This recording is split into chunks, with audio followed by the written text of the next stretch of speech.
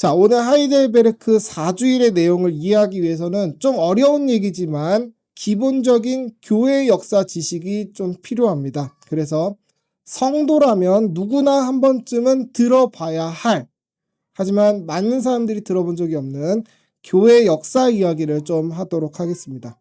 지난주에 우리는 죄와 비참함에 대해서 배웠습니다. 마태복음 22장의 표현에 따라 율법을 거스르는 죄는 무엇입니까? 우리가 하나님도 사랑할 줄 모르고 이웃도 사랑할 줄 모른다는 거예요.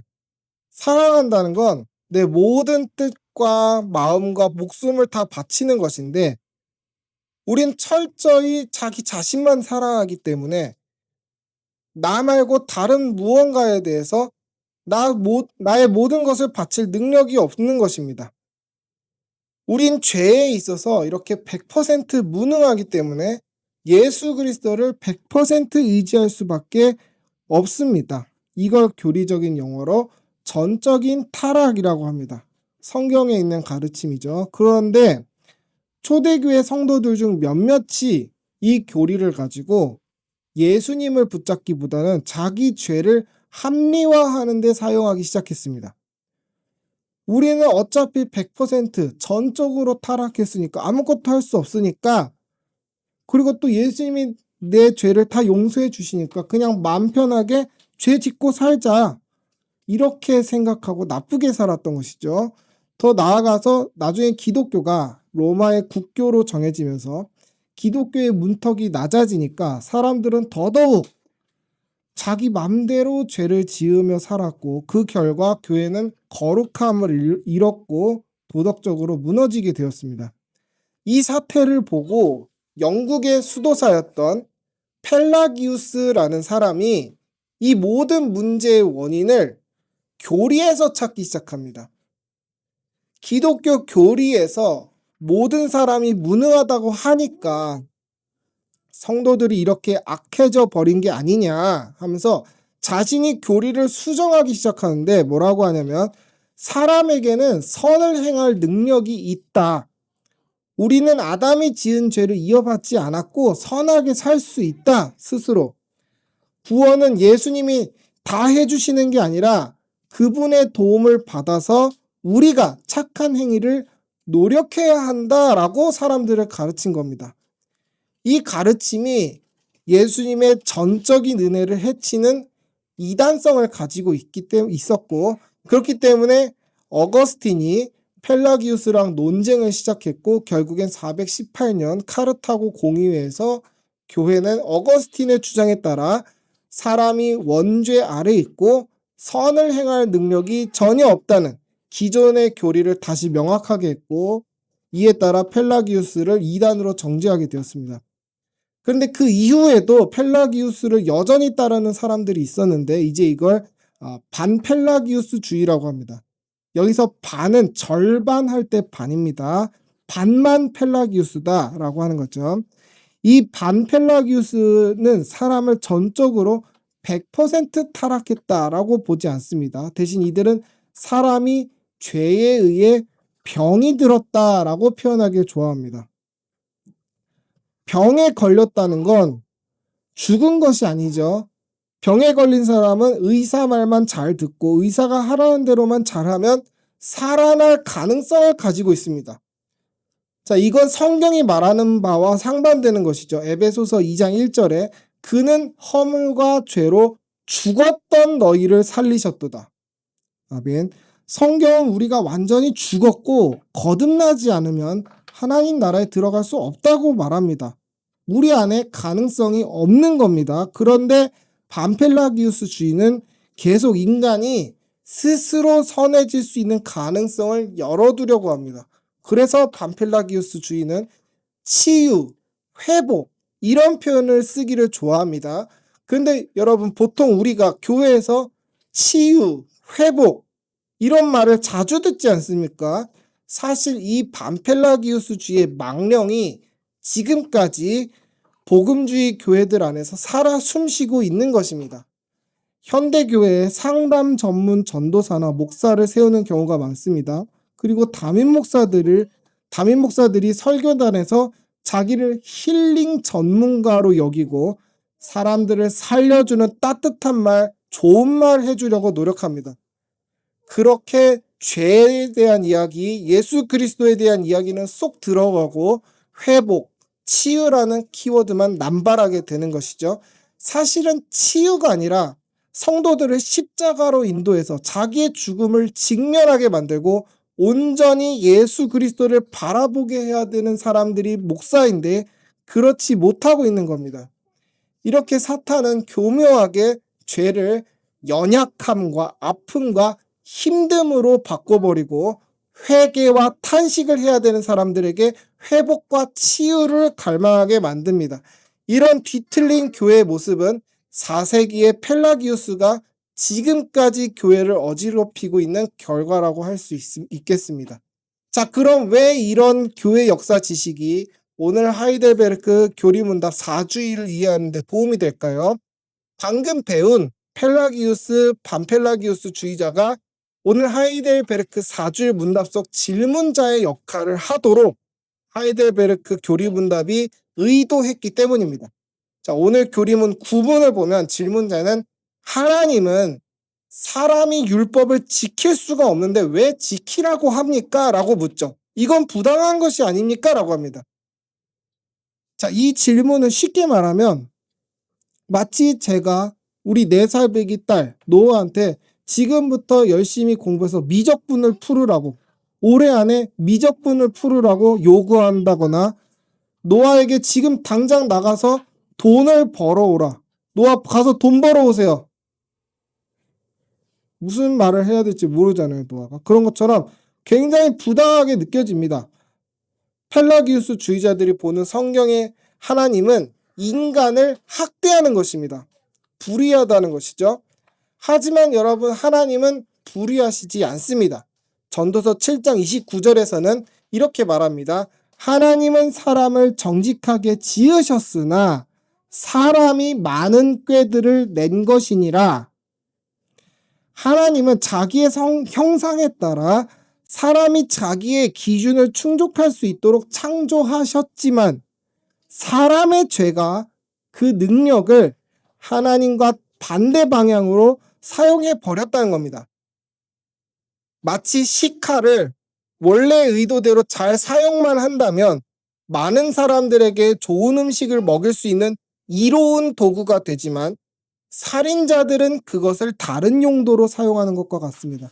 사실 선악과도 마찬가지죠. 선악과는 하나님이 사람을 죽이려고 창조하신 게 아닙니다. 사실 예배의 도구입니다. 선악과는. 선악과 자체가 모든 선과 악은 하나님께만 달려있다라는 신앙 고백이 담긴 원시적인 성경이라고 생각할 수 있는 것입니다. 만약에 선악과 자체가 나쁜 것이었다면 하나님이 모든 것을 다 창조하시고 보기에 좋으셨다라고 할 수가 없는 것입니다. 그런데 사람은 그 상승의 도구, 선악과를 통해 하나님께로 올라갈 수 있는 그 기회를 저버리고 선악과를 타락의 도구로 바꿔버렸습니다. 선악과를 만드신 하나님이 잘못된 게 아닌 겁니다. 그런 의미에서 우리라는 존재 자체도 마찬가지입니다. 우린 하나님의 형상대로 창조받은 선물을 받았지만 우리가 그 선물을 악하게 사용했습니다. 오늘 교리 9문의 답도 우리가 고의로 불순종했음을 분명하게 짚고 넘어갑니다. 죄를 우리가 원했고 의도적으로 행한 것입니다. 요한복음 5장 40절에서 예수님도 너희가 내게 오기를 원하지 아니하는도다 라고 하십니다. 너희가 내게 올 수 없도다 라고 하지 않고 원하지 않는도다 라고 하는 것입니다. 고의성을 지탄하시는 것이죠. 로마서 8장 7절에서도 이렇게 말합니다. 육신의 생각은 하나님과 원수가 되나니 하나님의 법에 굴복하지 아니할 뿐 아니라 할 수도 없음이라.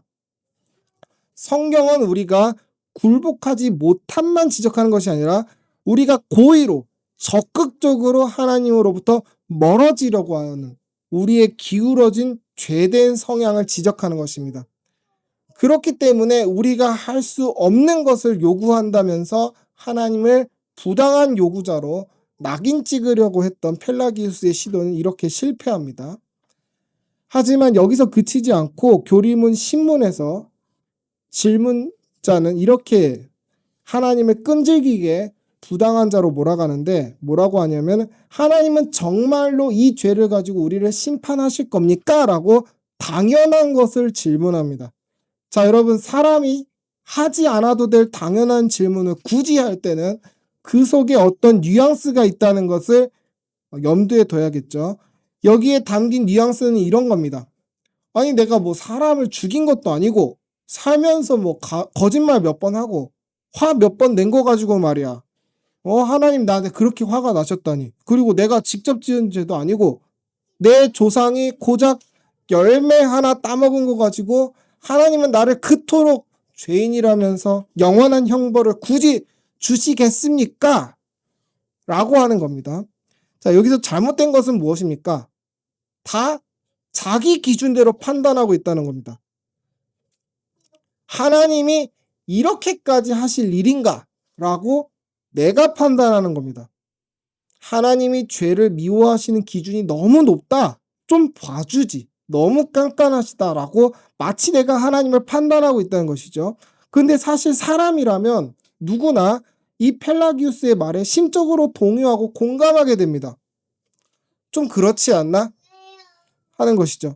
그 말은 예수님을 계속해서 바라보지 않고 가만히 있으면 사람 누구나 자연스럽게 펠라기우스 주의자가 된다는 이야기고 우리 안에 우리도 모르게 펠라기우스가 살고 있다는 겁니다.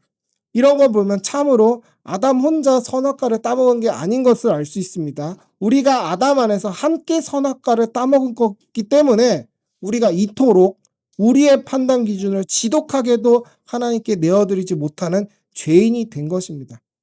여러분, 이 세계는 하나님이 만드셨고 이 세계를 다스리는 기준의 주권은 창조자이신 하나님에게만 있는 겁니다. 그런데 내가 이 하나님의 세계 속에서 은혜 가운데 살면서 마치 내가 뭐라도 되는 양 하나님이 거룩함을 요구하는 것은 부당하다라고 하는 것, 그 자체가 부당한 것입니다.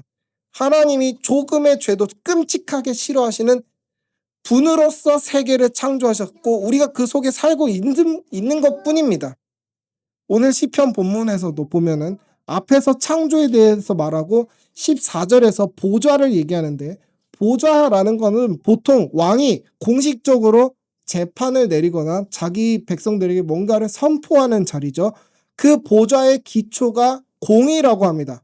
그 말은 하나님이 공의로움을 기초로 이 세계를 창조하셨고 다스리고 계시다라는 것이죠.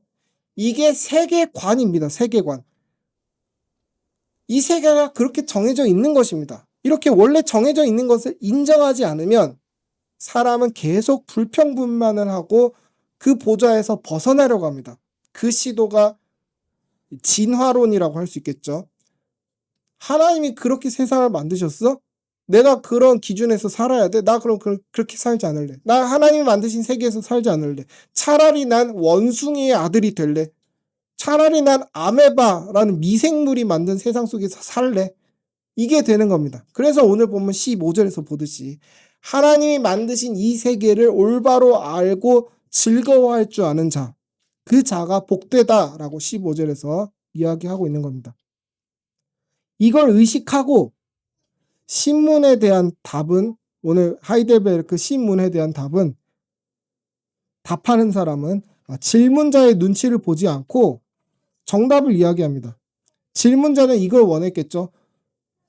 정말 이거 갖고 심판하시는 분이 하나님이셔? 이러면은 답하는 자가 당황하면서, 왜냐하면 자기가 봐도 그게 너무 부당하다고 느끼게끔 질문했으니까, 너를 그렇게까지는 심판하지 않을 거야 라고 답하기를 기대하는 마음으로 질문한 거죠. 근데 답하는 자는 그것을 의식하고 그 질문자가 듣기 싫어하는 답을 하는 겁니다. 하나님은 우리의 원죄도 싫어하시고 자범죄도 싫어하십니다 라고 하는 것이죠. 하나님이 원하시는 세상은 아무 죄도 없는 깨끗한 세상입니다. 하나님은 자기의 뜻을 위해 세상을 반드시 심판하시고 깨끗하게 하십니다 라고 대답한 것이죠. 그렇게 마지막으로 11문에서 질문자는 하나님의 자비하신 성품에 호소합니다. 여기서 이 질문자는 하나님의 자비하심을 찬양하고 있는 게 아닙니다. 사실은 자비하심을 말하면서 하나님은 앞뒤가 전혀 맞지 않는 모순덩어리라고 하나님을 질타하고 있는 겁니다. 왜냐하면 앞에서의 하나님은 단 하나의 죄도 용납하지 않으시는 분인데, 또 동시에 하나님은 스스로를 자비롭다라고 하면서 죄를 용서해 주신다고 하니 하나님은 마치 이중인격을 가지신 분과 같다라고 하는 것입니다. 하나님의 자비로우심과 공의로우심이 어떻게 공존하는지 그 원리는 우리가 다음 주에 살펴볼 예정이고, 일단 여기서 하이델베르크 교리문답은 하나님이 자비로우신 분이라고 해서 그분의 공의가 조금도 사라지는 것은 아니다라고까지만 선을 긋고 대답을 마칩니다. 더 구태여 설명하지 않습니다. 근데 우리도 가끔은 이런 태도를 가지면 좋겠습니다. 구태여 기독교는 이렇다 저렇다 평가하는 말에, 구태여 기독교는 좀 이렇다 저렇다 평가하는 말에 우리가 일일이 반응할 필요가 없습니다. 만약에 내가 내 집을 내 기준에 따라 잘 청소해 놨는데, 질서를 잘 잡아놨는데, 다른 사람이 갑자기 내 집에 들어와서 집이 너무 깨끗해서 인간성이 부족하다, 너무 인위적이다, 너무 깨끗하다 라고 자기 기준대로 내 집을 평가한다면 우린 그 사람에게 깔끔하게 뭐라고 말하면 됩니까? 싫으면 내 집에서 나가, 이 한마디면 족합니다. 내가 굳이 그 사람에게 내 기준엔 이게 맞고 우리 잠깐 얘기해볼까, 그 사람에게 나의 기준을 설득하고 공감시킬 필요가 없습니다. 내 집이니까 그런 겁니다. 근데 여러분, 하나님은 어떤 분이십니까? 자기가 집주인도 아닌데 불쌍해서 자기 집에 살게 해줬더니 온갖 불평 불만만 늘어놓는 인간이라는 존재와 이 세계에서 함께 살고 계십니다. 그러면서 하나님은 인간의 이야기를 다 들어주시고 그들이 자기를 사랑해서 자기의 뜻에 따라주기를 기다리고 계십니다. 하나님은 당장에라도 자기의 거룩한 집에서 인간을 쫓아내실 수 있지만 인간을 불쌍히 여기셔서 그렇게 하지 않으시고 기다려주고 계십니다. 그렇다고 해서 하나님의 거룩한 기준이 바뀐 것도 아니고 하나님이 인간에게 어떤 권리를 허락하신 것도 아닙니다. 하나님의 자비하심과 공의로우심은 항상 공존합니다. 그런데 하나님의 자비로우심이 단순히 기다려주심이나 심판을 지연함에만 있지 않고 실질적으로 하나님이 정한 기준대로 사람을 거룩하게 하는 방법을 제시하는데, 그 정답은 당연히 예수님이겠지만 그 원리에 대해서는 다음 주에 말씀드리도록 하겠습니다. 그래서 오늘 말씀을 정리하면 이렇습니다. 하나님은 인간에게 하나님의 기준대로 살 능력을 주셨지만 인간이 고의로 죄를 지어서 하나님과의 관계를 스스로 망가뜨렸다. 또 하나님의 심판은 하나님의 주권과 거룩한 성품 안에서 당연한 것이다. 우리가 감히 그것이 선하다 악하다 판단할 권리가 없다, 이런 이야기를 했습니다. 이제 말씀을 맺겠습니다. 현대 교회는 펠라기우스의 망령 가운데 실질적으로 하나님을 높이지 않고 오히려 하나님을 부당한 자로 몰아세우고 있습니다. 굳이 말로 하나님은 부당하십니다 라고 욕을 하고 있다는 게 아니라 교회에서 죄를 이야기하지 않고 힐링 집회, 회복 집회, 이런 것에 자꾸 빠져들고 그리스도를 축소시키는 모든 시도가 사실은 펠라기우스의 망령 안에서 하나님을 부당하다고 욕하고 있는 실상이라는 겁니다. 왜냐하면 그럴수록 죄를 심판하시는 하나님을 거북하게 느끼게 되기 때문입니다. 하나님은 항상 따뜻한 말만 하고 좋은 말만 해주시는 분으로 프레임을 씌워서 우리에게 하나님은 꼭 그런 식의 하나님만 되어달라고 하나님을 가스라이팅하고 있는 겁니다. 이게 우상입니다. 내가 보고 싶은 면만 상대방에게 투영하는 폭력인 것입니다. 인종차별이라는 것도 보통 이런 식의 죄이지 않습니까? 넌 흑인이니까 운동신경이 좋겠네. 넌 황인종이니까 눈 작겠네.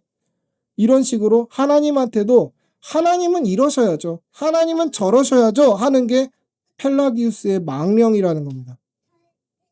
우리가 이런 영적인 유혹 앞에서 흔들리지 말고 하나님께 내 삶을 지켜달라고 우리가 구할 게 아니라 하나님의 세계 속에 살고 있다는 세계관을 지켜달라고, 내 안에서 지켜달라고 기도하면 좋겠습니다. 내 세계를 지킬 것이 아니라 하나님의 세계를 내 안에서 지켜야 되는 겁니다. 그게 바로 주기도문의 정신입니다. 너희는 먼저 그의 나라와 그의 의로움, 공의로움을 구하라라고 하지 않습니까? 내 기준, 내 판단, 내 삶이 아니라 하나님의 세계, 하나님의 판단을 구하라는 겁니다. 교회는 치유받으러 오는 곳이 아니라 내 죽음을 다시 직면하러 오는 곳입니다. 나의 철저한 무능을 다시 직면하고 철저하게 그리스도만 구원주라고 고백하는 곳이 교회인 것입니다. 이런 진정한 교회를 우리가 항상 세우고 흔들리지 않는 그런 지계석 교회가 되기를 축복합니다.